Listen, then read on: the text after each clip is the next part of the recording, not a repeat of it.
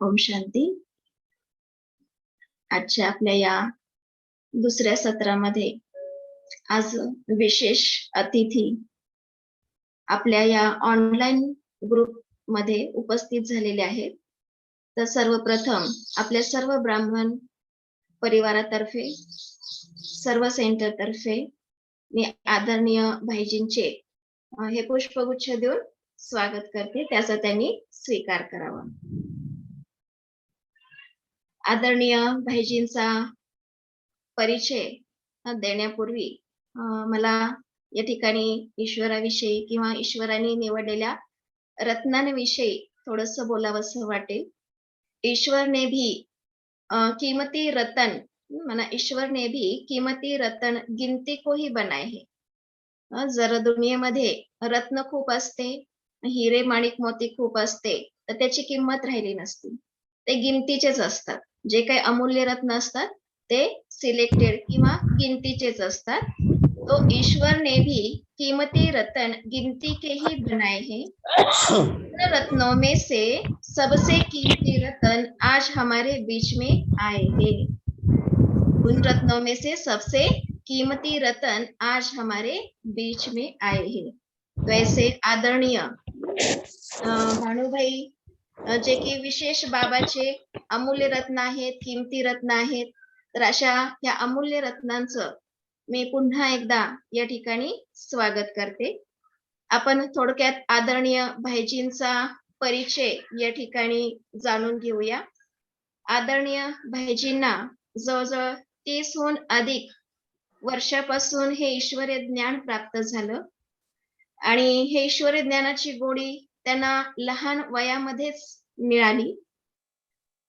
त्यानंतर त्यांनी हे ईश्वरी ज्ञान प्राप्त करून, ज्ञान ग्रहण करून त्यांनी स्वतःचं जीवन ईश्वराला ईश्वरीय सेवेसाठी समर्पित करण्याचा निश्चय घेतला आणि गेले 25 वर्षापासून त्यांनी हे आपलं अमूल्य असं जीवन या ईश्वरीय सेवेमध्ये पूर्णतया समर्पित केलेलं आहे. तर गेले 25 वर्षापासून आदरणीय भाईजी शांतीवन या ठिकाणी आपलं जीवन, मधुबन या ठिकाणी आपलं जीवन समर्पित रित्या व्यतीत करत आहेत. आणि भाईंची ही एक विशेषता आहे की ज्या पद्धतीनं बाबा मुरलीमध्ये म्हणतात, चॅरिटी बिगिन्स ॲट होम. मग भाईजींना जेव्हा हे ज्ञान प्राप्त झालं, तेव्हा त्यांनी आपल्या घरवाल्यांचा सुद्धा उद्धार करण्याचा निश्चय घेतला आणि घरवाल्यांनी सुद्धा त्यांना भरपूर साथ दिली आणि त्याचीच पोचपावती म्हणावी की त्यांची एक चुलत बहीण समर्पित आहे, त्याचबरोबर मावस बहीण देखील समर्पित आहे. त्याचबरोबर एक चुलत भाऊ सुद्धा कुमारच आहे. म्हणजे तसं पाहिलं तर त्यांचं संपूर्ण परिवार, मग ते चुलत भाऊ असू देत किंवा चुलते असू देत, आई वडील असू देत, सगळेच म्हणजे अख्खं त्यांची वस्ती, मला ऐकायला मिळालं त्यांची अख्खी वाडी वस्ती ही संपूर्ण ईश्वरीय ज्ञानामध्ये चालतीये. म्हणजे खरंच हे एक असं अनोखं कुटुंब म्हणावं की ते संपूर्ण ईश्वरी कार्यामध्ये ईश्वराच्या श्रीमतानुसार चालत आहे. तर असे आदरणीय भाईजी आणखीन त्यांच्यामध्ये विशेषतः मधुबन मध्ये गेल्यानंतर जसं बाबा म्हणतात ना की रत्नांना पैलू दिले जातात, मग त्याच पद्धतीनं मधुबन पावनभूमीमध्ये सुद्धा त्यांच्या अनेक गुणांना पैलू म्हणजे साथ मिळाली. आणि मग त्यांच्या आणखीन एक विशेषता म्हणजे युथ प्रोग्रामचे जे कार्यक्रम आहेत ते खूप सुंदररित्या मांडण्याचं किंवा सुंदररित्या त्याचं सूत्रसंचालन करण्याचं सुद्धा विशेषता आदरणीय भाईजींमध्ये आहे. तर तशा खूप विशेषता आहेत, म्हणूनच तर ईश्वराने अशा अलौकिक रत्नाला आपल्या ह्या बेहदच्या यज्ञामध्ये समर्पित करून घेण्याची बुद्धी दिली आणि त्यांनी सुद्धा आपल्या या जीवनाला खरंच यथार्थ पद्धतीनं समर्थ केलेलं आहे, समर्पित केलेलं आहे. तर अशा आदरणीय भाईजींचं पुन्हा एकदा आपल्या या ऑनलाईन कार्यक्रमामध्ये स्वागत आहे, स्वागत आहे, स्वागत आहे. आता जास्त वेळ न घालवता आपण आदरणीय भाईजींकडून ज्ञान सुमन ऐकण्याचं ऐकूया. आता जसं इथं या ठिकाणी बाहेर पावसाचं वातावरण आहे. मग बाहेर भले पाण्याचा पाऊस पडू दे, पण आमच्या सगळ्या परिवाराला तुम्ही ज्ञानाचा पाऊस पाडून सर्वांना भरपूर करावं, असं मी निवेदन करते. आदरणीय भानुबाईजी. ओम शांती. ओम शांति। मेरी आवाज सभी तक पहुंच रही होगी? हाँ, हाँ। तो फिर से सभी को मधुबन घर से, दादियों की तरफ से, सभी मधुबन निवासियों की तरफ से ओम शांति। बाबा ने हम सभी बच्चों को विश्व परिवर्तन के श्रेष्ठ कार्य में निमित्त बनाया है और हम सभी वो आत्माएं हैं जिन्हें स्वयं भगवान ने अपना राइट हैंड बनाया है। और विश्व परिवर्तन का जो इतना बड़ा कार्य है, उसके निमित्त प्रैक्टिकल ने बाबा ने हम सबको बनाया है। और बहुत ही सुंदर बाबा ने हम सभी को एक विधि बताई है कि बच्चे, इतना बड़ा संसार है और इस संसार में इतने सारे झमेले कहो, परिस्थितियां कहो, अलग अलग विचारधाराएं कहो, सब प्रकार की मान्यताएं हैं। लेकिन इतने बड़े विश्व को परिवर्तन अगर करना है तो बाबा ने एक ही मंत्र हम सबको दिया है कि स्वयं परिवर्तन से विश्व परिवर्तन। तो जैसे बाबा अनेक वाणियों में कहते हैं कि बच्चे, जैसे कोई झाड़ है और वो अगर सूख रहा है, उसमें फल नहीं आ रहे हैं, तो ऊपर से आप कितनी भी दवाइयाँ डालो, कितना भी पानी दो, वो झाड़ तो फिर से हरा भरा नहीं होगा। लेकिन अगर समझदार माली होता है तो उस झाड़ के जड़ों में दवाई, खाद, पानी डालते हैं और जैसे ही उन जड़ों को फिर से पानी और खाद मिल जाता है तो जड़ों द्वारा पूरा वृक्ष फिर से हरा भरा हो जाता है। तो ऐसे ही बाबा ने हम सभी जो बच्चे हैं, जो कल्प वृक्ष के तने में बैठे हैं, इन तनों में बैठी हुई आत्माओं को श्रेष्ठ बना रहे हैं, फिर से अपने ओरिजिनल स्वरूप में, ओरिजिनल स्थिति में स्थित कर रहे हैं।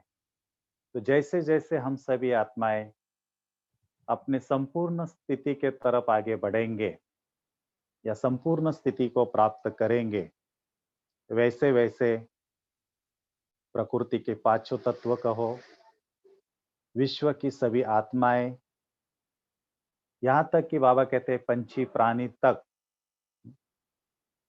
सतो प्रधान होते जाएंगे। तो इतनी वैल्यू हम सभी आत्माओं की है। और इसलिए बाबा कहते हैं कि अब समय की गति इतनी फास्ट हो चुकी है कि बाबा कहते हैं कि अभी चलने और दौड़ने का समय नहीं है, लेकिन हम सभी आत्माओं को अभी तीव्र पुरुषार्थ करने की जरूरत है, उड़ने की जरूरत है। क्योंकि हम सभी चारों ओर देख रहे हैं कितने दुखी अशांत आत्माओं को मुक्ति देनी है, अनेक आत्माओं को जीवन मुक्ति देनी है। तो उसका कार्य बाबा ने हम सभी बच्चों को दिया है। तो उसके लिए और कुछ ज्यादा करने की जरूरत नहीं है। अगर हम स्वयं अपने श्रेष्ठ स्थिति में स्थित हो जाएंगे, अपनी अवस्था को संपूर्ण बनाएंगे, तो हम जैसे जैसे बदलते जाएंगे, परिवर्तन होते जाएंगे, तो दुनिया भी परिवर्तन होती जाएगी। चारों तरफ हम समय को देख रहे हैं, पूरे विश्व में क्या परिस्थिति हो रही है वो भी हम सभी देख रहे हैं। लेकिन हम सभी बच्चों के लिए ये कोई नई बात नहीं है। बाबा कहते हैं कलब पहले मिसल, ये घड़ी टिक टिक हो रही है, आगे बढ़ रही है। कलब पहले भी हुआ था, अभी भी हो रहा है। और इस कलब में भी बाबा ने जो चीजें हम देख रहे हैं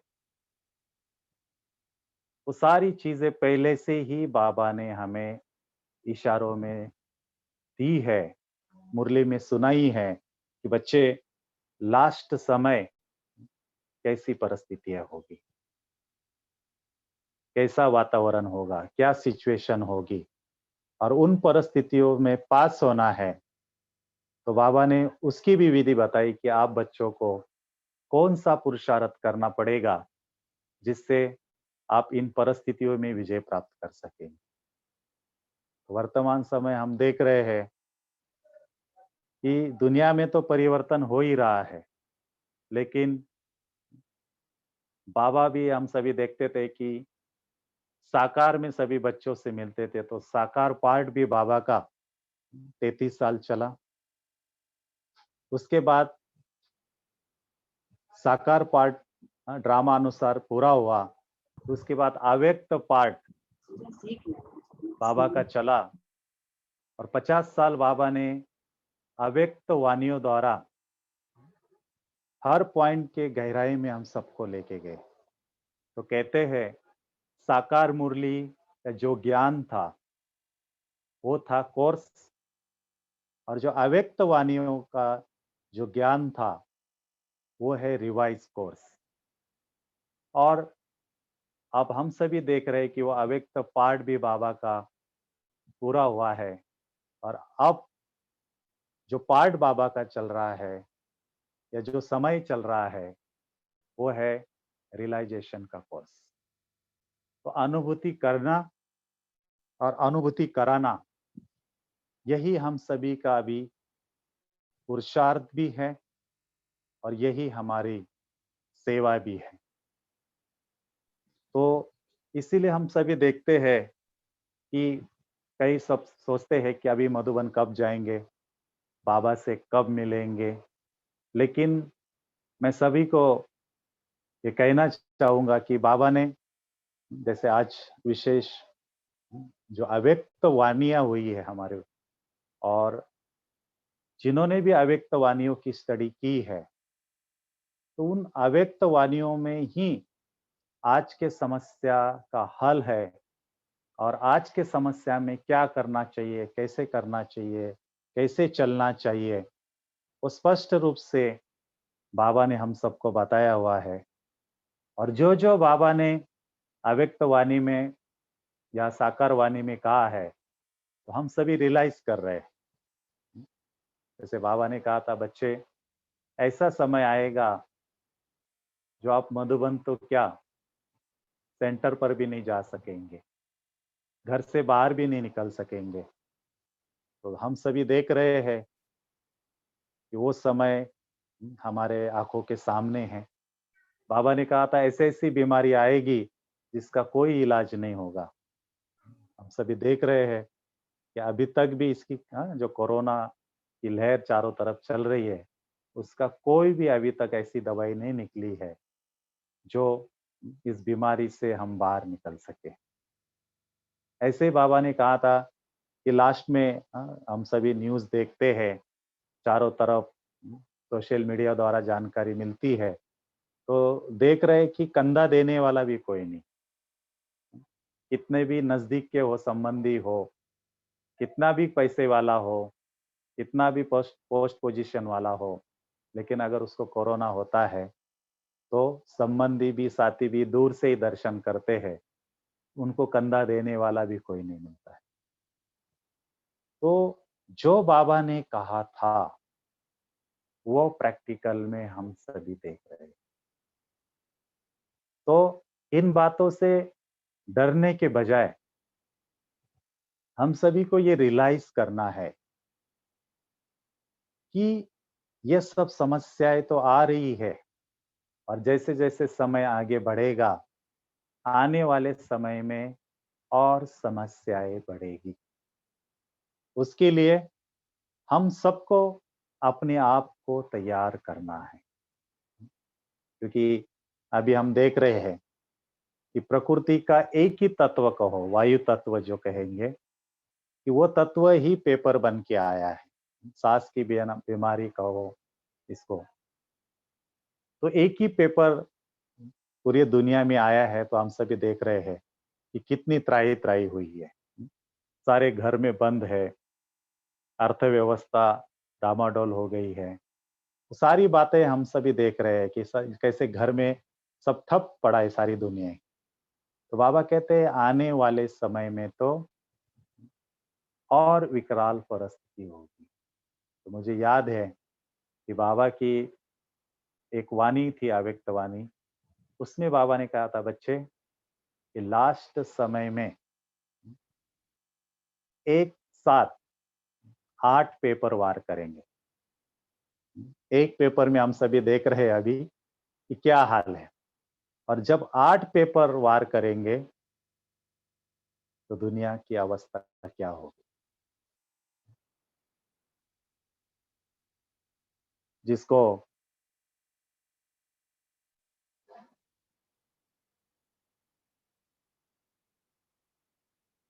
जिसको बाबा ने अभी बीच के वाणे में भी कहा था कि ना कोई डॉक्टर रहेगा, ना कोई हॉस्पिटल रहेगा, ऐसा भी समय आएगा।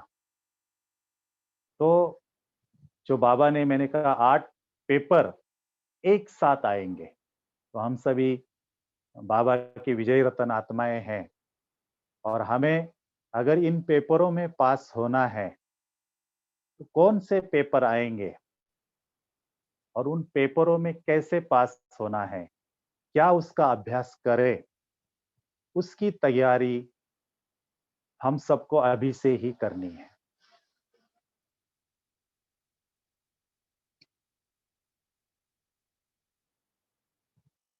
तो जैसे बाबा कहते हैं कि कल की वाणी में था कि कोई कहते हैं कि समय पे समय आएगा, तो हम ये ज्ञान की पॉइंट यूज करेंगे और हम पास हो जाएंगे। लेकिन बाबा ने कहा ऐसा होगा नहीं, उस समय धोखा खा जाएंगे। तो बाबा ने जो हम सबको पहले से ही इशारा दिया है कि बच्चे विजय रतन बनना है, हर परिस्थिति में पास होना है, तो बहुत समय का अभ्यास बहुत जरूरी है। जो 8 पेपर की मैं बात कर रहा हूं, जो आप सभी सोचते होंगे कि कौन से पेपर होंगे वो, तो वो पेपर होंगे, पहला पेपर होगा प्रकृति के 5 तत्व एक साथ वार करेंगे। दूसरा पेपर होगा 5 विकारों का पेपर, सारे विकार अपने पूरे फुल फोर्स में एक साथ आएंगे। तीसरा पेपर होगा अपने कर्म भोग का पेपर, शरीर के जो कर्म भोग है, ऐसी ऐसी बीमारी आएगी, उसका सामना करना पड़ेगा। तो तीसरा है शरीर का पेपर, कर्म भोग का पेपर। चौथा जो पेपर आएगा वो है लौकिक संबंधियों के द्वारा पेपर। आप देखते हैं लौकिक में कितने झमेले होते हैं, कितनी बातें होती, कितने संबंध संपर्क में प्रॉब्लम्स होते हैं, तो वो भी फुल फोर्स में हमारे सामने आएगा। पांचवा पेपर होगा अलौकिक परिवार द्वारा भी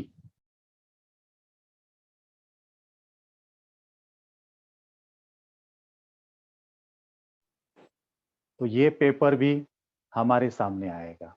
फिर बाबा कहते हैं इविल सोल का पेपर। जैसे जैसे समय आगे बढ़ेगा, और हम सभी आज के समय में देख रहे हैं कि जैसे जैसे अच्छी अच्छी आत्माएं एकदम शरीर छोड़ देती है, तो चारों तरफ हम देख रहे हैं कि एक भय का वातावरण है, अशांति का वातावरण है, डर का वातावरण है, बेचैनी का वातावरण है। तो ये इविल सोल का पेपर भी बहुत बड़ा पेपर सबके सामने होगा। और उस समय बाबा ने कहा था कि एक एक आत्मा में 8-8 10-10 सिविल सोल अटैक करेगी, तो वो भी समय हम सबको देखना है। फिर बाबा ने कहा था कि हर एक का पुराने स्वभाव संस्कार का पेपर भी सबके सामने आएगा। लास्ट समय होगा तो जो भी स्वभाव संस्कार हर एक के अंदर होंगे वो बाहर आएंगे, वो उछल खाएंगे, तो वो भी पेपर सबके सामने होगा। और बाबा ने कहा था हर एक का हिसाब किताब का पेपर, क्योंकि अनेक जन्म हम सभी एक दूसरे के साथ पार्ट बजाते आए हैं और जाने अनजाने में एक दूसरे के साथ कुछ ना कुछ होता रहा है, कर्म ऊपर नीचे होते रहे हैं, तो वो भी हर एक आत्माओं के साथ हमारा हिसाब किताब जरूर है।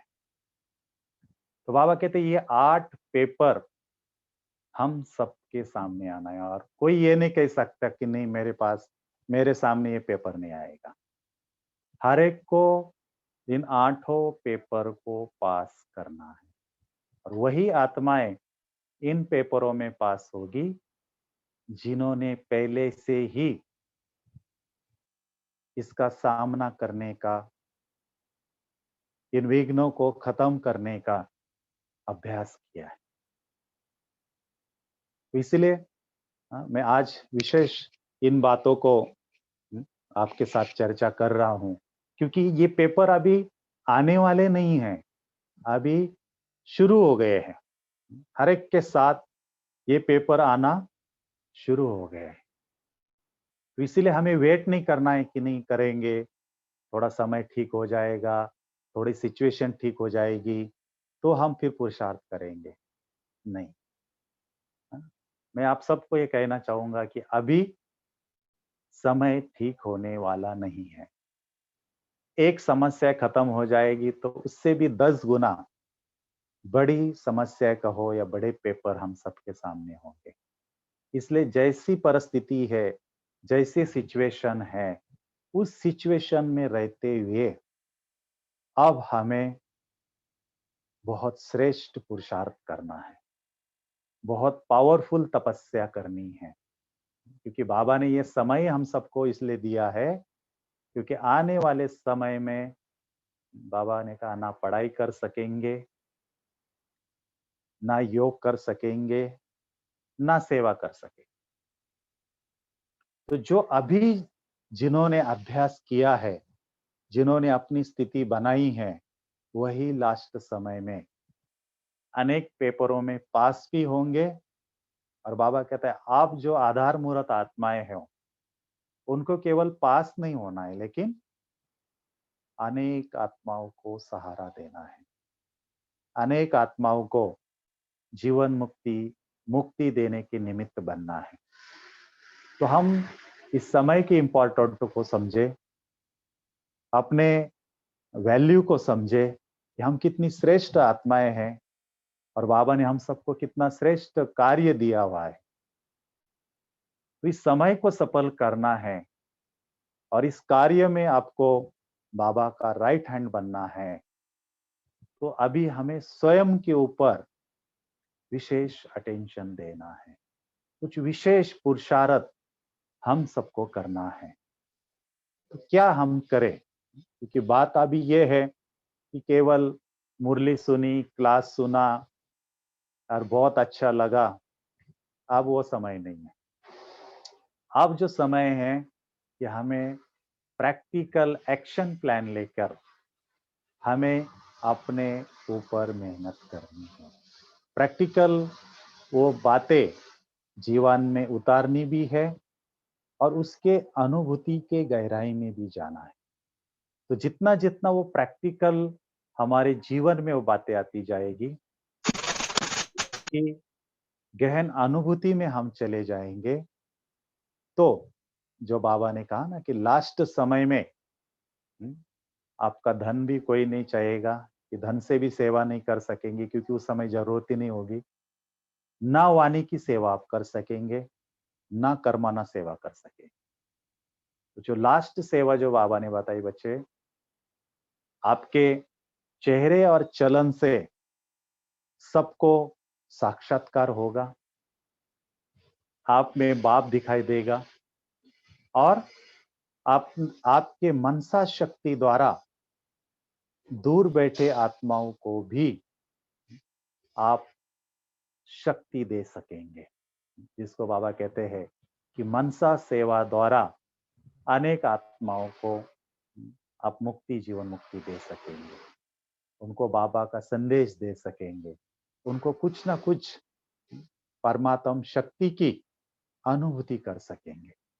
तो वो सेवा अब हम सबको करनी है और उसके लिए कुछ विशेष 6-7 पॉइंट मैं आज आपके साथ शेयर करना चाहूंगा कि क्या ऐसा पुरुषार्थ करें जो अनेक पेपरों में, अनेक परिस्थितियों में हम खुद सेफ रहे और अनेक आत्माएं जो दुखी, अशांत, भटकती हुई आत्माएं हैं, उन सबको कुछ ना कुछ कना दाना दे सके। तो जिसके लिए बाबा ने कहा था कि बच्चे लास्ट समय में आप सबको आपके अपने अव्यक्त स्थिति को बढ़ाना पड़ेगा, अपने संपूर्ण अव्यक्त स्थिति में स्थित होना पड़ेगा। अव्यक्त स्थिति माना जो भी व्यक्त देह और देह की दुनिया की बातें है, पदार्थ है, उन सबको बुद्धि से भूलकर अपने स्वस्वरूप में स्थित हो जाना। व्यक्त से परे माना ही अव्यक्त। तो ऐसे अपने अव्यक्त स्थिति में हमें खुद को स्थित करना है, क्योंकि जैसे मैंने कहा ना, लास्ट में अब जो समय चल रहा है और जो बाबा ने मुरली में कहा था, मुझे बात बहुत अच्छी लगी कि बाबा ने कहा बच्चे लास्ट समय में आपके अव्यक्त स्थिति द्वारा ही मिलन होगा। हम सभी कहते हैं ना कि पहले साकार बाबा थे तो एक एक से मिलते थे, वरदान देते थे, डायरेक्ट परमात्मा के सामने बैठ के हम मुरली सुनते थे, या बाद में दादी के तन में बाबा आते थे तो भी अव्यक्त पालना हम सभी बहुत अच्छी तरह से ले रहे थे, बाबा से दृष्टि लेते थे, मुरली सुनते थे। लेकिन अब जो समय चल रहा है, क्योंकि ये बात नई नहीं, बाबा ने पहले ही कहा है ये मिलन भी कब तक, ये मिलन भी कब तक। और बाबा ने कहा था बच्चे लास्ट में मिलन तो होगा, क्योंकि बीच में बाबा ने कुछ समय पहले वाणी चलाई, तो उसमें बाबा ने कहा था कि जब तक संगम युग है, जब तक बच्चे संपूर्ण नहीं बनते हैं, तब तक पाप का पाठ चलता रहेगा। लेकिन हम सभी देख रहे हैं कि पाठ में परिवर्तन होता जा रहा है। तो अब जो बाबा का पाठ चल रहा है सूक्ष्म रूप का, अब भी बाबा से वही आत्माएं मिलन कर सकेगी जिन्होंने अपनी स्थिति को अव्यक्त बनाया है। तो अभी जो बाबा से मिलन है, जिसको हम कहेंगे कि स्थिति से मिलन, जितनी आपकी पावरफुल अव्यक्त स्थिति होगी उतना आप बाबा से श्रेष्ठ मिलन कर सकेंगे। मैं ये बात आपसे शेयर करना चाहूंगा, 2-3 साल से मैं इस चीज का बहुत अच्छी तरह से अभ्यास कर रहा हूं और मुझे इसके बहुत अच्छे अनुभव हो रहे हैं, जो लास्ट में मैं आपको कमेंट के द्वारा उसका योग भी कराऊंगा।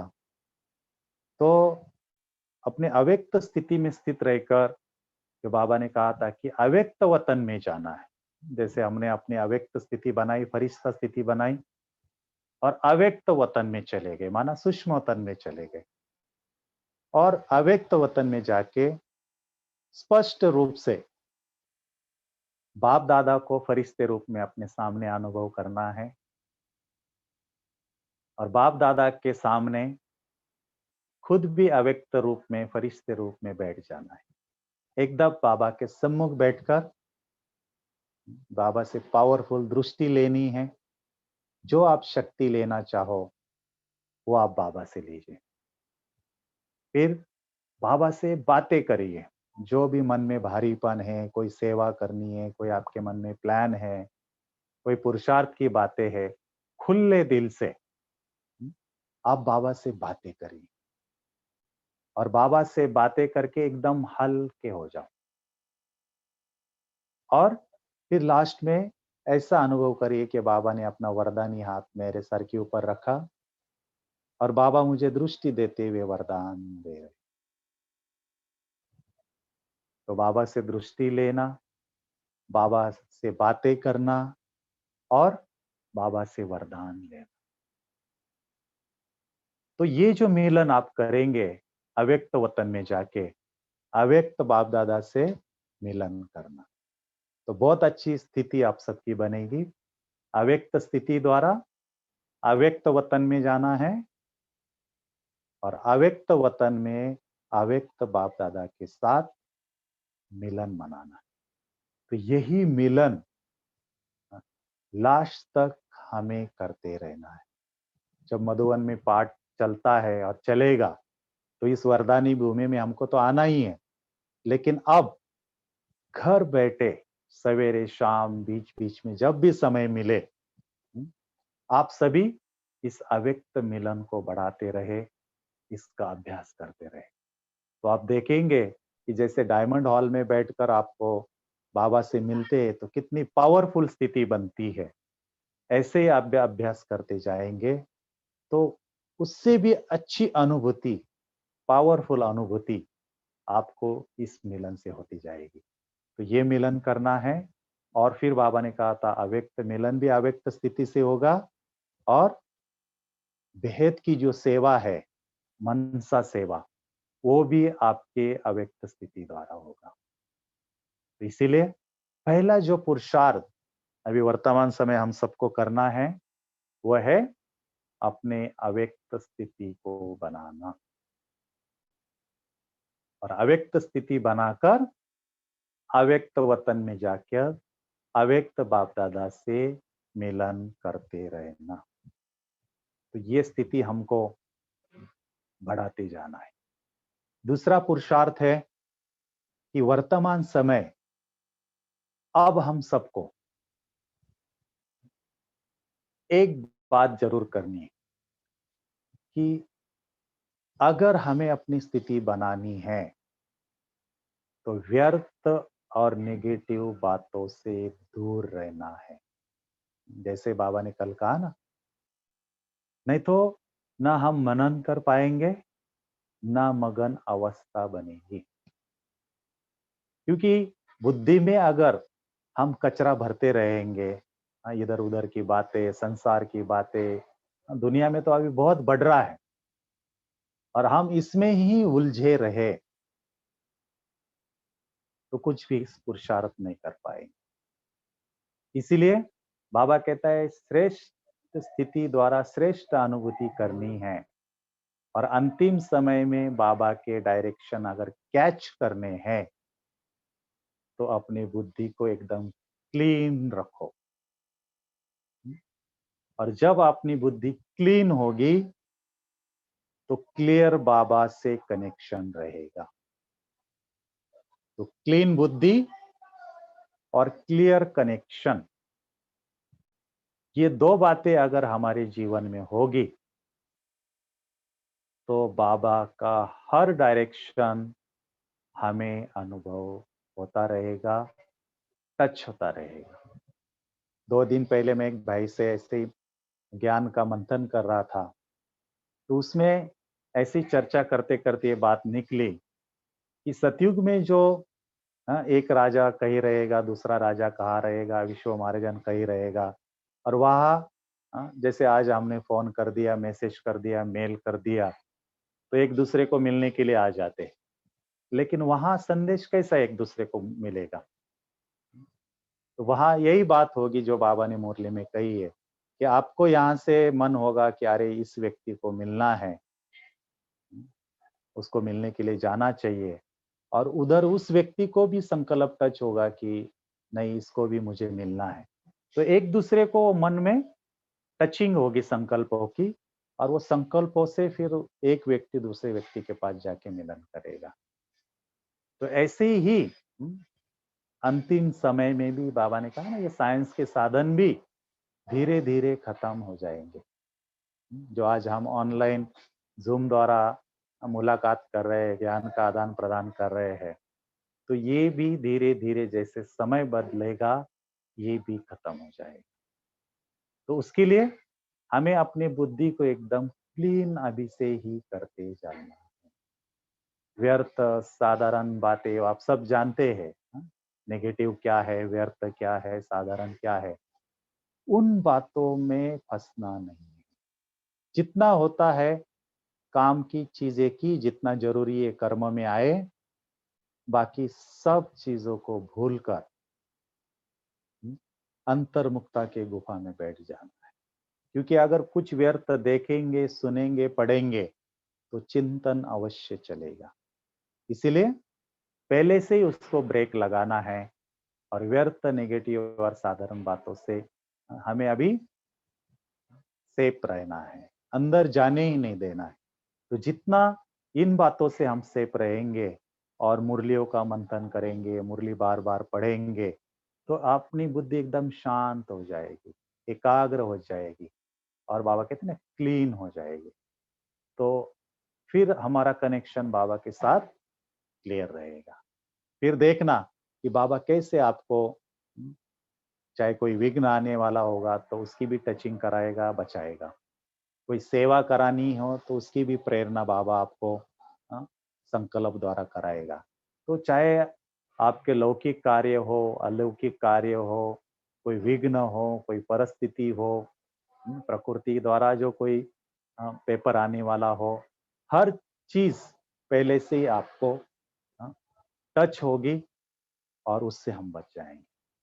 तो इसलिए ये अभ्यास बहुत जरूरी है कि अभी हमें अपनी स्थिति को एकदम क्लीन और क्लियर रखनी है और ये स्थिति हमारी बनती जाएगी। तो जैसे मैंने कहा ना कि अभी साइंस की ऑनलाइन में हम सभी सेवाएं कर रहे हैं, लेकिन लास्ट समय में जब ये भी फेल हो जाएगा तो साइलेंस की ऑनलाइन चलेगी। हाँ, जैसे मैंने जो अभी बात कही कि संकल्प से फिर एकदम दूर बैठी आत्माओं को भी आप अनुभूति कर सकेंगे और उसको जो मैसेज देना है, जो शक्ति देनी है, वो आप पहुंचा सकेंगे। तो हमें अभी हम सभी मुरली क्लास साइंस के ऑनलाइन में सुन रहे हैं, लेकिन अभी सबको ये सुनते हुए भी साइलेंस के ऑनलाइन में जाने का अभ्यास करते जाना है। ये अभ्यास अभी विशेष हम सभी को करना है। तो ये तीसरा अभ्यास हो गया। और चौथा जो अभ्यास अभी हम सबको करना है कि रोज अमृत वेले, आप सभी उठते होंगे तो अमृत वेले उठकर पावरफुल योग करना है और पावरफुल योग करके रोज बाबा से वरदान लेना है। जो वरदान आप लेना चाहो सूक्ष्म तन में आप पहुंच जाएंगे और बाबा का वरदानी हाथ आपने सर के ऊपर अनुभव करके रोज बाबा से कोई ना कोई विशेष वरदान हम सबको लेना और वो वरदान लेकर फिर दिन भर मुरली सुनने के पहले हम योग करते हैं, कारोबार के बीच बीच में जैसे ट्रैफिक कंट्रोल करते हैं, शाम को योग करते हैं, रात को सोते समय योग करते हैं। तो उस समय उस वरदान की अनुभूति करनी है और चलते फिरते भी ऐसा अनुभव करना है कि ऊपर से वरदानी हाथ बाबा का मेरे सिर के ऊपर है और बाबा का उस हाथ के नीचे मैं एकदम सेफ हूं। तो बाबा का वरदानी हाथ सदा मेरे ऊपर है। तो ये विशेष हम सभी अभ्यास करेंगे। स्वयं भगवान का वरदान हाथ मेरे ऊपर है, माना हमारा रक्षक स्वयं भगवान। या कभी कभी दूसरी अनुभूति करे कि हम सभी अपने घर में बैठे हैं या खेत में काम कर रहे हैं या दुकान में बैठे हैं और परम धाम से स्वयं सर्वशक्तिवान की सर्व शक्तियों की छत्र छाया मेरे ऊपर है। तो उस छत्र छाया में रहकर ही हम चल रहे हैं, कारोबार कर रहे हैं, किसी से बात कर रहे हैं, ऐसे अलग अलग कुछ भी कर्म करो, दिन भर इसी कॉन्शियस में रहना है कि परमात्मा के छत्र छाया के नीचे मैं आत्मा सेफ हूं। और उस छत्र छाया में रह के फिर जो कर्म आपको करना है वो करते चलिए। वैसे कोई ना कोई समान का हम अभ्यास करेंगे, बाबा का हाथ सर के ऊपर हमेशा अनुभव करेंगे, या बाबा की छत्र छाया मेरे ऊपर है।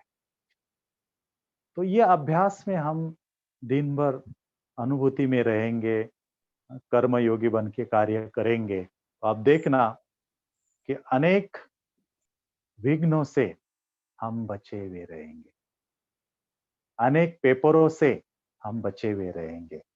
और मैं सबको ये कहूंगा कि हम सभी स्थूल बातों को तो सोचते ही कि ये पेपर आएगा, वो पेपर आएगा, ऐसा होगा, वैसा होगा, तो स्थूल बातों को तो सोचते ही है। लेकिन एक बात मैं हम सबको कहना चाहूंगा, जो बार बार मुझे कभी कभी बहुत अनुभव होती है, कि आने वाले समय में स्थूल पेपर तो आएंगे और वो दुनिया के लिए होंगे, लेकिन ब्राह्मणों को लिए स्थूल पेपरों के साथ साथ सूक्ष्म पेपर, मानसिक लेवल के पेपर बहुत ज्यादा आएंगे।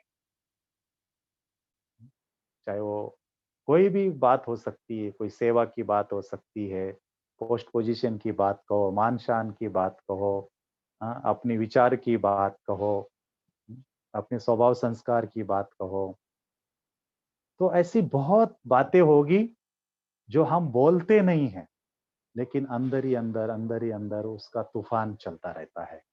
और ये तूफान ही हमें पुरुषार्थ नहीं करने देता है। और यही तूफान हमें पेपर में फेल कराने के निमित्त बन सकता है। क्योंकि ये तूफान चलता है तो हम सभी जानते हैं, ना मुरली सुनने में मन लगता है, ना सेवा करने में मन लगता है, योग तो लगता ही नहीं है। जिस आत्मा के साथ कुछ हुआ होगा, उस आत्मा के बारे में संकल्प चलते रहेंगे। कोई घटना हुई होगी तो वो घटना ही दिमाग में घूमती रहेगी। तो इसीलिए अब हम सबको अपने मनोबल को कहो पावरफुल करना है, और मनोबल को पावरफुल करना है तो दिन भर कोई ना कोई समान के अभ्यास में रहना है, उसी कॉन्शियस में रह के कार्य करना है, और सदा बाप के सर्वशक्तिवान के छत्र छाया के नीचे रहना है। और साथ साथ बाबा ने हम सबको बहुत अच्छा अभ्यास कराया था कुछ समय पहले, हम सभी ने भी उसके ऊपर बहुत अभ्यास किया और उसमें सबको बहुत मदद की भी अनुभूति हुई। तो अगला अभ्यास में आप सबको याद दिलाना चाहूंगा, क्योंकि ये कोई नई बात नहीं, हम सब ने बहुत बार इसका अभ्यास किया है। कि बाबा कहता है कि कुछ भी हो जाए, हताश नहीं होना है, निराश नहीं होना है, दिल शिकस्त नहीं होना है, लेकिन कभी भी कुछ थोड़ा भारीपन हो, कोई भी बात हो सकती है उसके लिए, तो दिल से क्या करना है, दिल से बाबा का आह्वान करना है। मेरे बाबा, खुदा दोस्त आ जाओ, मदद करो। तो दिल की जितनी लगन होगी, जितनी कशिश दिल की होगी कि बाबा मेरे दोस्त आ जाओ, मदद करो, तो जितनी दिल की कशिश होगी, तो बाबा कहता है उतना ही तीव्र गति से बाबा की मदद या बाबा स्वयं हमारे पास पहुंच जाता है। मैंने तो इसके बहुत अच्छे अच्छे अनुभव किए हैं कि कभी भी कुछ भी थोड़ा कारोबार की बात हो, या संबंध की बात हो, या कोई ऐसी बात हो, और मैंने तो ये अभ्यास किया कि केवल समस्या आती तो हम बाबा को नहीं बुलाए, लेकिन कोई कार्य करना भी है तो उसके पहले ही बाबा को बुला लो, मेरे बाबा खुदा दोस्त आ जाओ, चलो आज ये सेवा करनी है, आज इस स्थान पर जाना है, आज ये कार्य करना है। तो बाबा को समस्या आने के बाद बुलाने के बदले कुछ करना है तो पहले बाबा को बुलाओ, बाबा को साथ में रखो और फिर वो कार्य करो। फिर आप देखना कि हर कार्य में 100% सफलता मिलेगी। तो इसीलिए ये भी विशेष हम सबको पुरुषार्थ करना है कि हमेशा बाबा को अपने साथ रखना है, बाबा को यूज करना है। हाँ, जैसे बाबा ने कहा ना, बच्चे बहुत अपने आप को बुद्धिमान समझते हैं और अपने बुद्धि के बल पर ही समस्या को खत्म करने की कोशिश करते हैं, और फिर क्या होता है उसकी रिजल्ट, हम सभी परेशान हो जाते हैं और उसमें बहुत सारा समय हमारा चला जाता है। तो उसके लिए बाबा कहते हैं कि एकदम स्वयं भगवान तैयार है आपकी मदद के लिए, बस बाबा को बुलाना है और समस्या को खत्म करना है। दूसरी बात जो विशेष मैं आप सबके साथ शेयर करूंगा, जिसका अभ्यास मैंने कुछ पिछले समय जो लॉकडाउन था उस समय मैंने इसका बहुत अच्छा अभ्यास किया था, कि हम सभी देखते हैं कि रामायण हम सभी ने देखी है। इस दोबारा भी रिपीट हुई थी रामायण, हम सभी ने भी उसमें देखा कि जब लास्ट में राम और रावण का अंतिम युद्ध चलता है, रावण भी अपने पूरे फोर्स में रहता है और रावण क्या करता है, माया क्या करती है, अलग अलग रूप में अटैक करती है। तो उसमें हम सब ने क्या देखा कि राम और लक्ष्मण दोनों के पास तो ना कोई रथ था ना कुछ था, लेकिन हम सब ने देखा कि उनकी जो दिव्य शक्ति थी, वो दिव्य शक्ति से उनके चारों ओर एक लाइट का कार्प तैयार हुआ और उस कार्प के अंदर वो दोनों सेफ थे। तो जो भी बाण आते थे रावण के, उस कार्प को टच होते थे और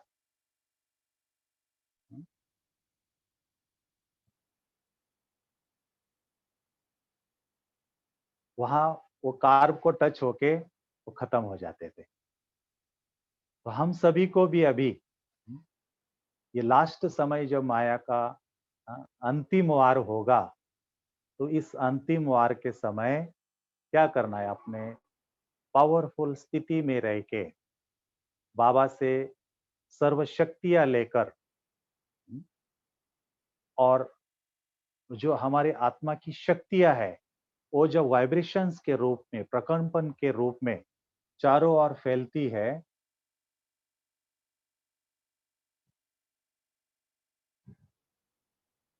तो उसका कार्ब बन जाता है, जिसको हम कहते हैं कि लाइट का कार्ब। तो हम सबको भी क्या करना है कि सवेरे शाम योग में बैठकर बाबा से, जैसे परम धाम से, शिव बाबा से, सर्वशक्तिवान से सर्वशक्तियां मुझ आत्मा में आ रही है और मुझ आत्मा में वो सर्वशक्तियां समाकर फिर वो कई गुना रिफ्लेक्ट होकर वाइब्रेशंस के रूप में वो लाइट की किरणें मेरे चारों ओर फैल रही है और उस किरणों से मेरे चारों ओर एक लाइट का कार्ब बना है। तो और उस लाइट के कार्ब में मैं आत्मा सेफ हूँ। बाहर की कोई भी निगेटिव, व्यर्थ विकारों की जो भी संकल्प के बाण आ रहे हैं, उस ओरे को टच होके खत्म होते जा रहे हैं। तो इसका भी हम सभी बहुत अच्छा अभ्यास करें। मेरी आवाज पहुंच रही है आप सबके पास? येते आवाज येते। ये ना आ रहा है, वीडियो भी आ रहा है? नहीं, वीडियो हाँ नहीं जी आ रहा भाई है, जी, वीडियो साइलेंस हो गए हैं। जी भाई की आवाज भी आ रही है। आवाज आ रही है। हाँ जी भाई। ठीक है। तो ऐसे हमें रोज अपने लाइट के कार्ब में रहने का भी अभ्यास करना है, क्योंकि ये अभ्यास लास्ट समय हमारे को बहुत मदद करने वाला है। और इसके साथ साथ मैं उसमें एक बात जोड़ना चाहूंगा कि पवित्रता के वाइब्रेशंस हम सबको बहुत बढ़ाने की जरूरत है। इसलिए पवित्रता के सागर बाबा से पवित्रता की किरणें अपने अंदर लेनी है और पवित्रता के कार्य में रहने का अभ्यास करना है। ये क्यों मैं आपको कहना चाह रहा हूं, क्योंकि लास्ट समय में चारों ओर जो आत्माएं शरीर छोड़ेगी, लाखों करोड़ों के रूप में छोड़ेगी, तो उस समय में जो दुखी अशांत आत्माएं शरीर छोड़ेगी तो वो मुक्ति को नहीं चाह पाएगी और वो भटकती हुई आत्माएं पूरे वायुमंडल में बढ़ती हुई जाएगी। तो ऐसे समय में बाबा कहते हैं कि वो भटकती हुई आत्माएं कहाँ जाएगी, जहां उनको शांति मिलेगी। तो ऐसी आत्माएं शांति के लिए हम सभी आत्माओं के पास आएगी और उस समय अगर हमारी पवित्रता की स्थिति, पवित्रता के वाइब्रेशंस पावरफुल होंगे और उसका ओरा हमारा पावरफुल बनेगा, तो वो जो भी आत्माएं आएगी उस ओरे को टच करेगी और उस ओरे से ही उनको सुख शांति की अनुभूति होगी और वो मुक्ति और जीवन मुक्ति में चली जाएगी। और बाबा ने कहा अगर कोई आत्मा खुद उसमें कमजोर है तो बाबा ने कहा था कि एक एक आत्मा के अंदर 8-8, 10-10 इविल सोल अटैक करेगी। तो आप समझ सकते हैं कि आज कोई एक इविल सोल किसी के अंदर आ जाती तो कितना उसका बुरा हाल करती है। तो हमें इस पेपर से बचना है। तो बाबा कहते हैं कि और दूसरा कोई चारा नहीं, क्योंकि इविल सोल उसी के ऊपर ज्यादा अटैक करती है जो अपवित्र है, कमजोर आत्मा है। तो हमें अपने पवित्रता की शक्ति को भी बढ़ाना है और योग में भी बाबा से पवित्रता की वाइब्रेशन लेते रहना। तो ये पवित्रता की शक्ति बाबा ने कहा ना, केवल ब्रह्मचारी नहीं, लेकिन अभी हमारे सोच में कहो, हमारे वृत्ति में कहो, हमारे दृष्टि में कहो, हमारे व्यवहार में कहो, जिसको बाबा ने कहा ना ब्रह्मचारी के साथ साथ ब्रह्माचारी बनना है। तो हमारे मनसा वाचा कर्माना सब में ये प्यूरिटी की पावर अब हमें बढ़ाते चलना है। तो जितनी जितनी ये प्यूरिटी की पावर बढ़ेगी तो बाबा कहता है कि इविल सोल के पेपर से भी हम बच जाएंगे। और दूसरा, जैसे अब कोरोना आया ना तो डॉक्टर कहते हैं कि क्या चाहिए, इम्यूनिटी पावर चाहिए, एंटीबॉडी चाहिए। तो जो इम्यूनिटी जो चीज है कि जो आत्मा संपूर्ण पवित्र है उस आत्मा के अंदर 100% इम्यूनिटी भी होती है।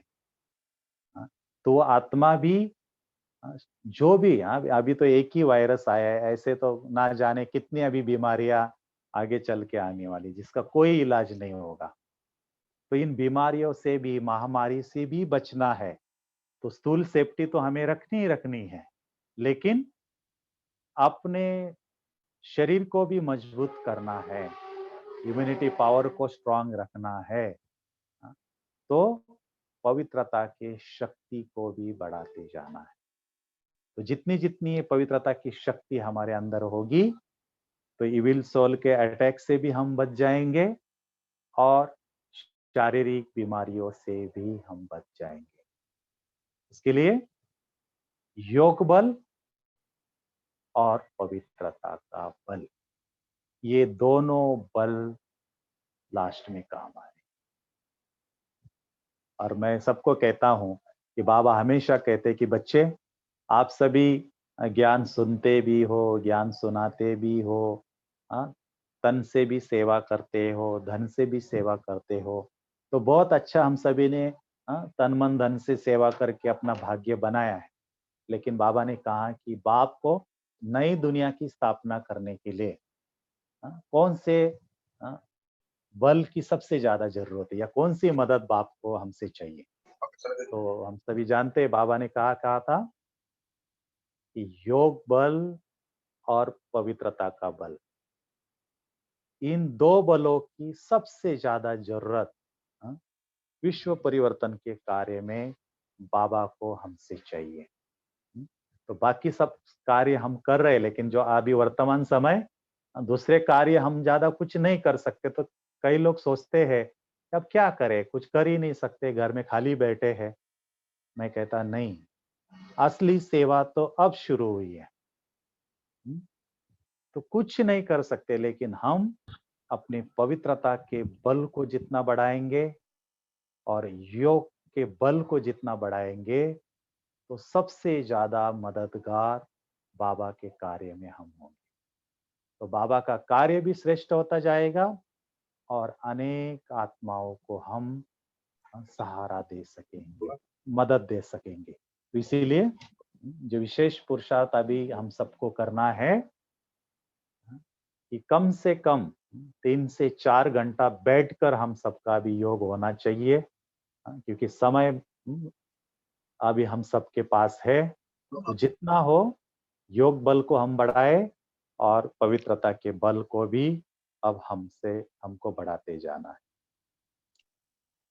और लास्ट बात जो मैं आप सबको कहना चाहूंगा कि सदा अपने अकाल तख्त पर विराजमान हो जाना है, क्योंकि अब काल अपना असर दिखाने लगा है। तो काल के पंजे से छुड़ाना है। तो बाबा के महावाक्य क्या है कि अपने अकाल तख्त पर स्थित हो जाओ। अपने अकाल तख्त पर अगर आप स्थित हो जाएंगे तो काल के पंजे से स्वतः ही मुक्त हो जाएंगे। तो बहुत सिंपल पुरुषार्थ है। अपने अकाल तख्त माना भ्रुकुटी सिंहासन पर ज्योति बिंदु स्वरूप शांत स्वरूप आत्मा समझकर, जिसको बाबा कहते हैं ना कि रोज के बाबा के वाणी में कोई पॉइंट हो या ना हो, लेकिन बाबा का एक पॉइंट जरूर होती है। वो कौन सी? बच्चों, अपने को आत्मा समझो। आत्मा समझकर बाप को याद करो। तो आत्माभिमानी बनने का, सोल कॉन्शियस में रहने का अभ्यास अब हम सबको बढ़ाते जाना है। तो जितना हम अकाल तख्त पर बैठे रहेंगे उतना उतना काल के पंजे से छूटते जाएंगे। और अब जो समय चलेगा तो उसमें बाबा ने कहा था कि कोई भी किसी की मदद नहीं कर सकेगा। अभी भी आप देख रहे हैं, जो रोज मिलते थे, एक दूसरे का सहारा होते थे, सभी अपने अपने घर में कैद है।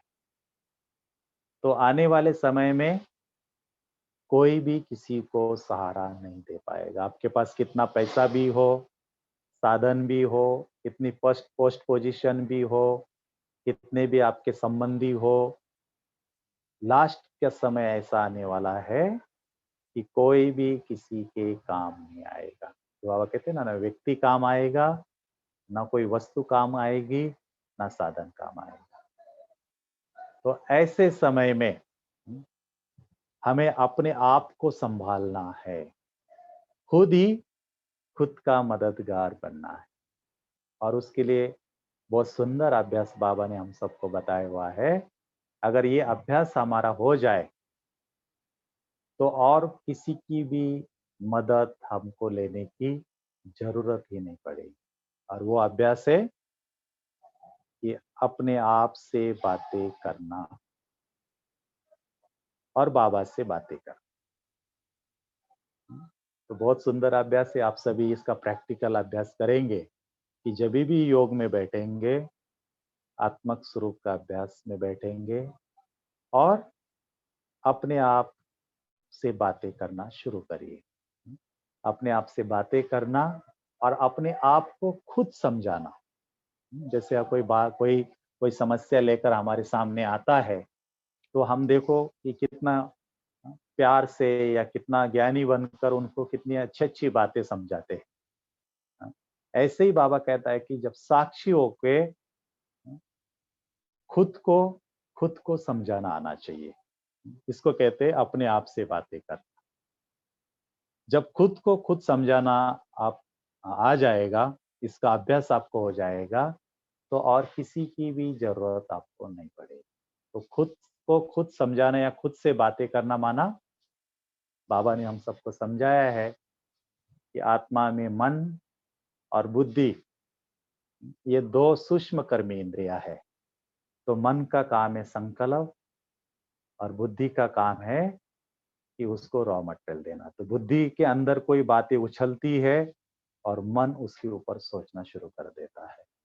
तो ये मन भागता है, और ये भागते हुए मन को चाहे व्यर्थ तो सोचता है, चाहे परेशान होता है, चाहे दुखी होता है, चाहे कोई बातों के फीलिंग में रहता है, तो ये भागते हुए मन को कंट्रोल करने का काम हमारी दिव्य बुद्धि करती है। तो अपने आप से बातें करना माना मन और बुद्धि का आपस में संवाद। तो ये अभ्यास हम सबको बढ़ाना है। मन बुद्धि से बातें करे, बुद्धि मन से बातें करे, और दिव्य बुद्धि से जो बाबा का ज्ञान बाबा ने हम सबको दिया है, उस ज्ञान के आधार से हमें अपने मन को संभालना है, मन को स्टेबल रखना है, मन को पावरफुल बनाना है। तो रोज खुद से बातें करें, और सूक्ष्म तन में जाके भी फरिश्ता बन के रोज बाप दादा से भी बातें करें। तो ये अभ्यास अगर आपका हो जाएगा ना, आप देखना कि एकदम आप हल्के रहेंगे, भारीपन खत्म हो जाएगा। नहीं तो कोई बात होती ना, तो हम इसके पास जाएंगे, उसके पास जाएंगे, इसको सुनाएंगे, उसको सुनाएंगे, या नहीं सुनाते हैं तो एकदम भारी होके स्थिति खराब करके उदास होके बैठे रहेंगे, टेंशन में बैठे रहेंगे। तो अब वो ये समय उस टेंशन में और उदासी में नहीं गवाना है। बातें तो आएगी, स्वभाव संस्कार का टकराव तो होगा, समस्या तो आनी ही है, लेकिन इन सब को पार करना है। तो उसके लिए अभ्यास है कि स्वयं से बात करे या बाप दादा से बातें करो। तो अपने आप से बात करने की आदत अभी हमको डालनी है, और बाप दादा से भी बातें करने की आदत अभी हम सबको डालनी। तो ये अभ्यास होता जाएगा, तो देखना कि हम एकदम हल्के रहेंगे, लाइट रहेंगे। तो इस प्रकार से अब जो समय चल रहा है, उस समय को देखते हुए, बाबा के ज्ञान की बातों को स्मृति में रखते हुए, ये जो 7-8 पॉइंट के ऊपर जो हम सभी ने चर्चा की है, तो इसको प्रैक्टिकल अब अभ्यास में लाना है। तो जितना जितना इसका अभ्यास अगर हम करेंगे ना, नहीं तो आज आपने सुनी, आपको बहुत अच्छी लगी, 2-3 दिन वो बातें याद रही, खत्म हो गया। लेकिन इसको प्रैक्टिकल जीवन में उतारना है और इसका फायदा लेना है, तो बाबा कहते हैं इसको अभ्यास में लाओ, बार बार रिपीट करो, इसके ऊपर अटेंशन रखो। तो जितना जितना इसको यूज करेंगे, तो ये हमारी नेचुरल नेचर बनती जाएगी। तो बाबा कहता है कि अब समय आ गया है कि हम सब आत्माओं को विश्व का आधार मूर्त बनना है, उद्धार मूर्त बनना है, और जो दुखी अशांत आत्मा है, तड़पती हुई आत्माएं है, उनको मुक्ति देनी है। तो इसके लिए अब हमें खुद अटेंशन देकर, ऐसे इन बातों के ऊपर अटेंशन देके अभ्यास करना है, और अपने श्रेष्ठ स्थिति द्वारा, श्रेष्ठ वाइब्रेशंस द्वारा अनेक आत्माओं का कहते हैं ना सहारा बनना है, सबको मुक्ति देनी। तो इसीलिए अब ये अभ्यास को हम सभी बढ़ाते जाएंगे। ठीक है, ओम शांति। और किसी को कुछ पूछना है? ओम शांति। भाई जी, किसी ने मैसेज भेजा था कि 8 पेपर फिर से रिपीट करें।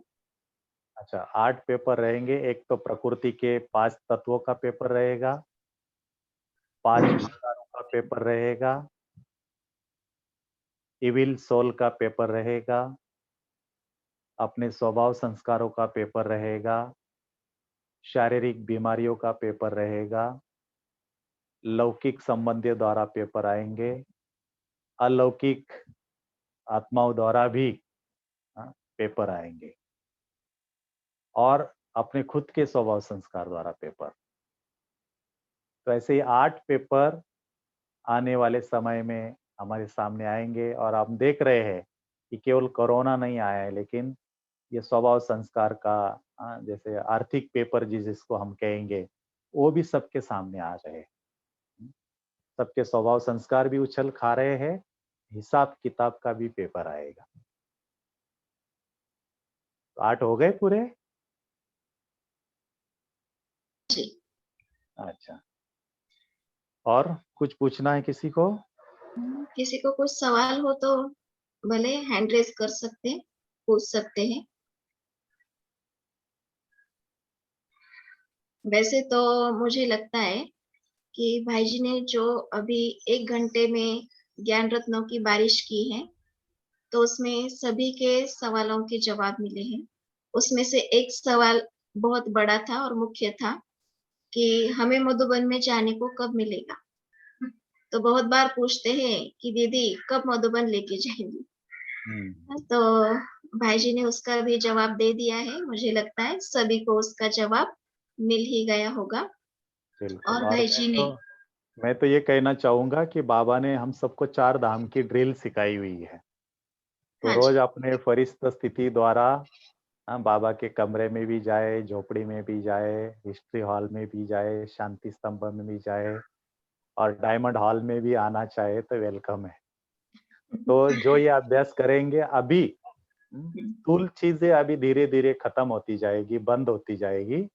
अभी हमें अपने दिव्य बुद्धि के विमान द्वारा ही यात्रा करने का अभ्यास करना है, और जैसे समय सिचुएशन ठीक हो जाएगी तो फिर से चालू होने वाला तो है ही है, लेकिन तब तक जो मन की जो खींच होती है ना, उसको पूरा करना है। तो ये ड्रिल जरूर करें सभी, चारों धाम की।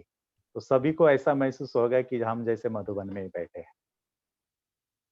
जी, जरूर। अभी हम भाई जी सभी, जो मैंने कहा था, अगर टाइम हो तो 5-7 मिनट हम सभी जो अव्यक्त बाबा से मिलन मनाने का ड्रिल करें। हाँ, जरूर। चले, तो सभी अभी जो जहाँ पे भी बैठे हैं, अलर्ट होके बैठ जाए।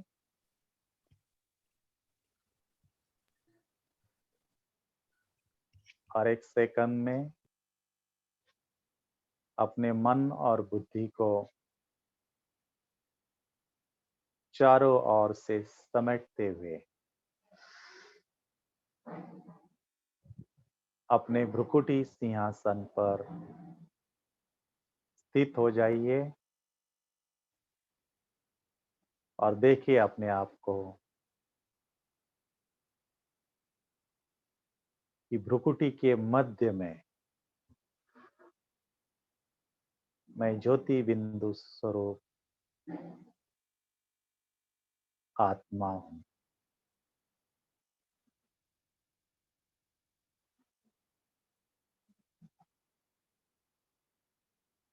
सर्व शक्तियों से संपन्न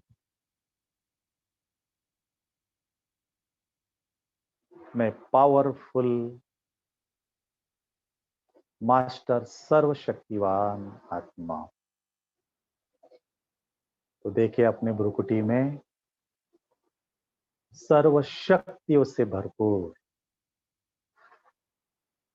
चमकती हुई मैं मास्टर सर्वशक्तिवान आत्मा हूं।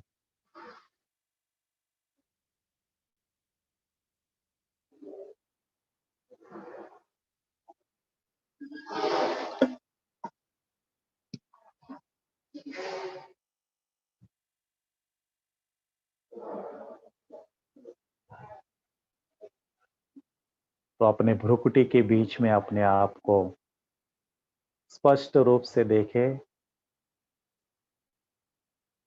और अनुभव करें इस पांच तत्व के शरीर में रुकुटी सिंहासन पर मैं आत्मा विराजमान हूं और जैसे मेरा ये स्थूल शरीर है, इस स्थूल शरीर के अंदर ऐसा ही एक सूक्ष्म शरीर है।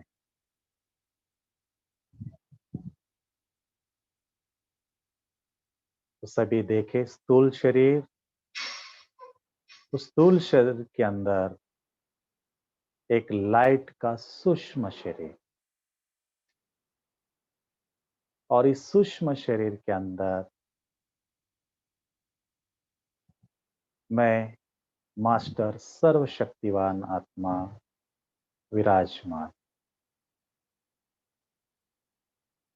तो अनुभव करें, दो शरीरों के बीच में मैं मास्टर सर्वशक्तिवान आत्मा। अब धीरे धीरे ये स्थूल शरीर लोप होता जा रहा है और अब मैं केवल अपने सूक्ष्म शरीर में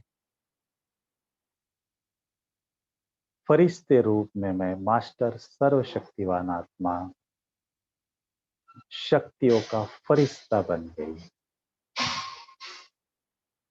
तो सभी अपने आप को लाइट के शरीर में अनुभव करें और एक सेकंड में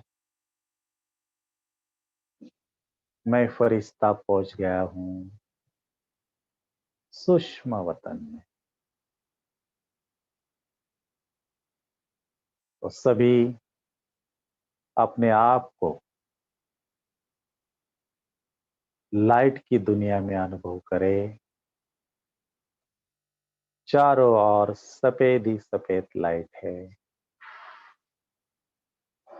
और इस लाइट की दुनिया में मैं फरिश्ता विराजमान। मेरे चारों ओर फरिश्ते ही फरिश्ते विचरण कर रहे हैं। देखिए अपने चारों ओर, चारों तरफ फरिश्ते ही फरिश्ते नजर आ रहे हैं।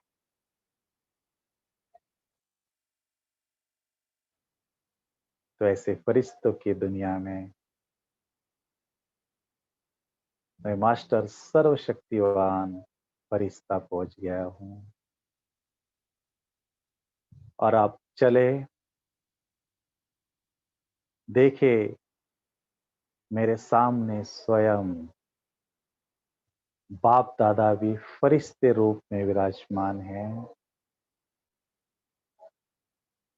तो सभी फरिश्ता बन के बाप दादा के सामने बैठ जाए कि स्वयं सर्वशक्तिवान फरिश्ते रूप में मेरे सामने विराजमान हैं और बाप दादा के सामने मैं आत्मा फरिश्ते रूप में विराजमान। तो बाप दादा भी फरिश्ते रूप में और मैं आत्मा भी फरिश्ते रूप में बाप दादा के सामने बैठी हूं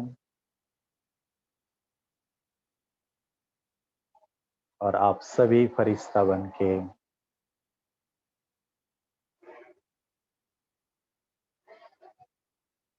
बाबा से दृष्टि लेंगे कि स्वयं सर्वशक्तिवान मुझ फरिश्ते को पावरफुल दृष्टि दे रहे हैं। तो सभी बाप दादा के सामने बैठकर पावरफुल दृष्टि लेंगे और अनुभव करें कि बाप दादा के नयनों से सर्व शक्तियों की प्रखर किरणें निकलकर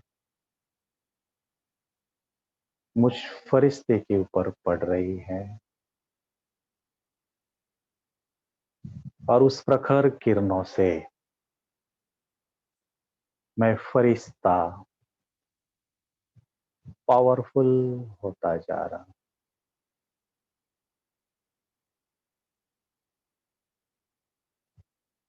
अब बाबा के पास बैठकर संकल्प ही संकल्प में दिल ही दिल में बाबा से सभी बातें करें। जो कुछ आपके मन में है,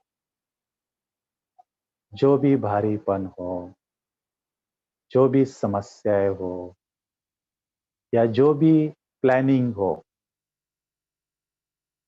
सब कुछ बाबा के साथ शेयर करें।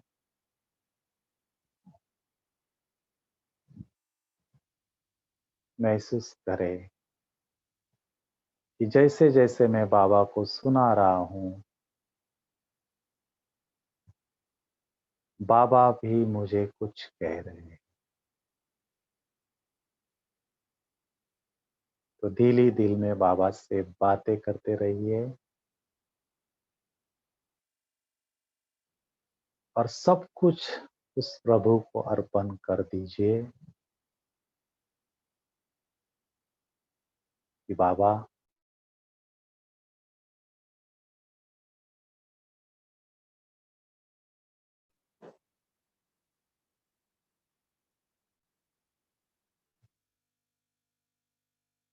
मैं एकदम निश्चिंत हूं। तो अनुभव करें, सब कुछ मैंने बाबा को सुना दिया। अब मैं एकदम निश्चिंत हल्की हो गई।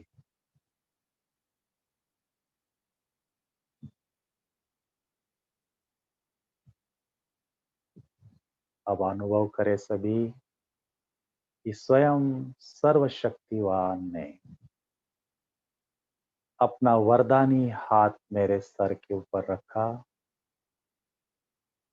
अभी महसूस करें कि बाबा का वरदानी हाथ मेरे सर के ऊपर है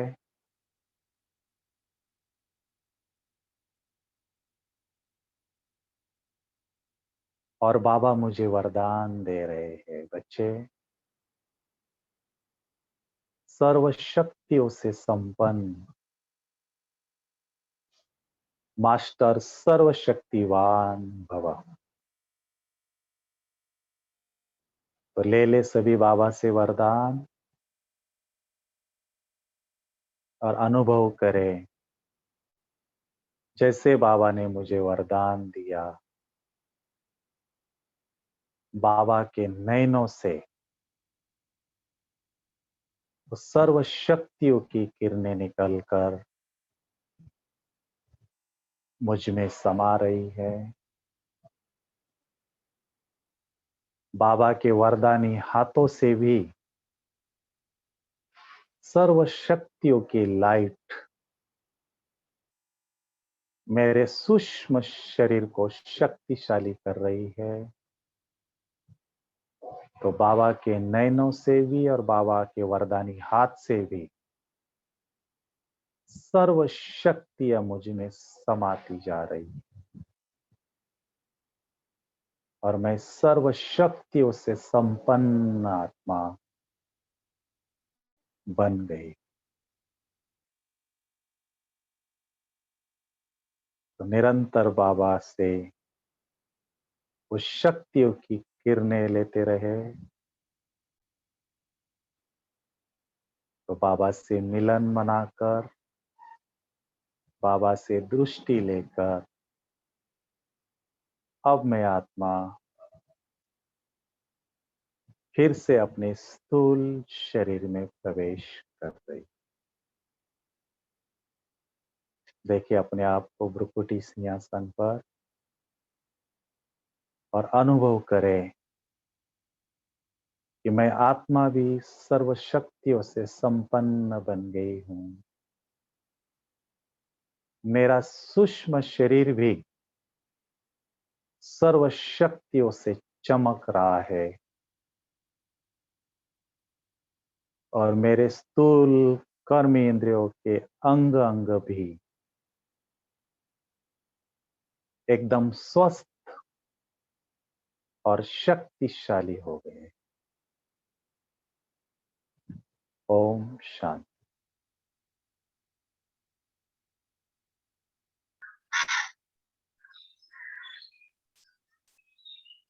ओम ओम शांति शांति। जी। ओम शांति। भाई जी ने बहुत अच्छी रीति से योग की अनुभूति कराई है। तो भाई जी ने हमें समय तो बहुत दिया है और ज्ञान की बरसात भी बहुत की है। तो इसलिए मैं चाहती हूँ कि दीपा बहन से निवेदन करती हूँ कि भाई जी का भी आभार व्यक्त करें और जो भी ब्राह्मण परिवार जुड़े हैं उनका भी आभार व्यक्त करें। तो मैं दीपा बहन से निवेदन करती हूँ। शांति, आवाज येतोय? हाँ, जी जी आवाज आप येतोय। आवाज येतोय? येतोय बोला। आज मधुबनच्या वरदान भूमीमधून भाईजींनी आपल्याला खूप छान सांगितलेलं आहे आणि पुरुषार्थाबद्दल पण खूप छान सांगितलेलं आहे।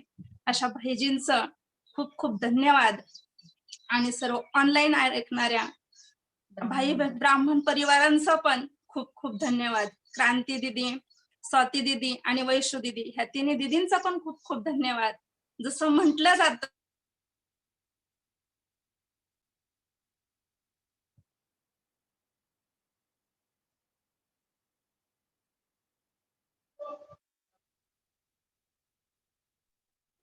जसं म्हटलं जातं की जीवनामध्ये ज्ञानाची गरज असते, तसंच अशा वरदानी भूमीमधून भाईजींनी आपल्याला ज्ञान अमृताची वर्षा केलेली आहे। अशा भाईंसाठी मी 2 शब्द म्हणाल।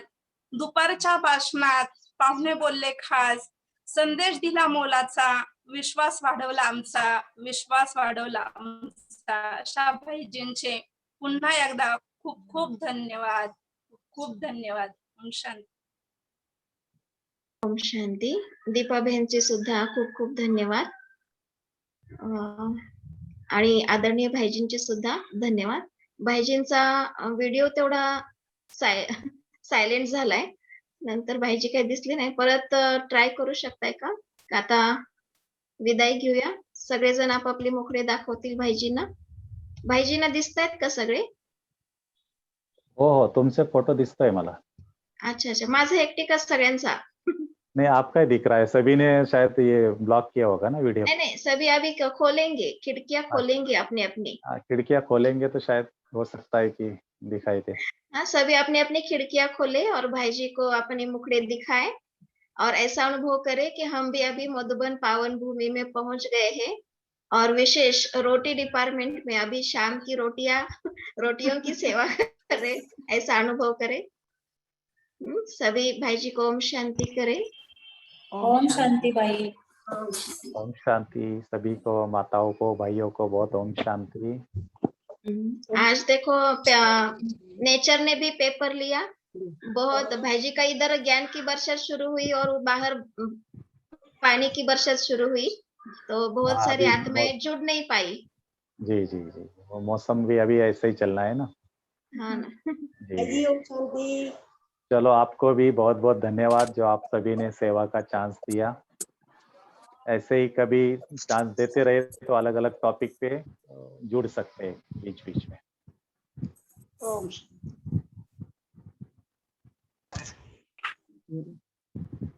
शांति।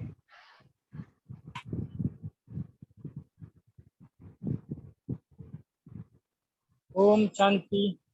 ओम शांति। ओम शांति भाई जी। ओम शांति भाई। शांति। पद्मा पदम धन्यवाद। ओम शांति आपको भी। शुक्रिया भाई जी, थैंक यू भाई जी बहुत बहुत। ओम शांति। शांति। ओम शांति। ओम शांति।